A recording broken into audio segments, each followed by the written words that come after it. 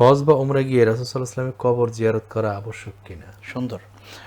ইমানের দাবি মদিনাতে যাওয়া, যদিও মদিনাতে যাওয়া হজের অংশ না, হজের পার্ট না, তবে ইমানের দাবি মদিনা জিয়ারত করা।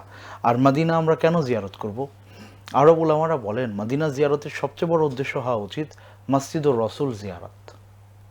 আর মসজিদুর রসুল জিয়ারতে আপনি গেলে সেখানে রাসূল সাল্লাল্লাহু আলাইহি ওয়াসাল্লামের কবর অবশ্যই আপনি জিয়ারত করতে পারবেন, সেখানে বাকির গোরস্থান আপনি জিয়ারত করতে পারবেন, সেখানে কি বলে কুবা মসজিদে 2 রাকাত সালাত আদায় করতে পারবেন, যেটা করলে একটা উমরার সওয়াব আপনি পাবেন যদি অজু করে বাসা থেকে আপনি যান।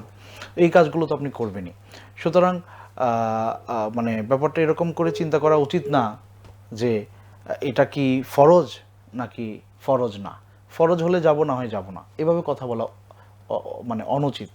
শুধু ফরজ রক্ষা করে কিন্তু জীবন চলে না। ধরেন নাভি থেকে হাঁটু পর্যন্ত ঢাকলে একজন পুরুষের সতর ফরজ আদায় হয়। এখন আমি কি একটা লুঙ্গি পরে বাজারে যাই?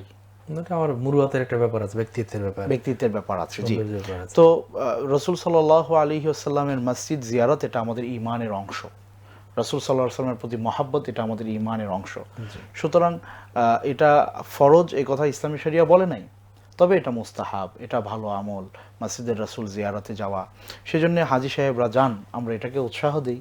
অবশ্যই আপনারা যাবেন মদিনা, মসজিদের রাসূলের সালাত আদায় করবেন, রাসূল সাল্লাল্লাহু আলাইহি ওয়াসাল্লামের কবর জিয়ারত করবেন, এগুলো সওয়াবের কাজ।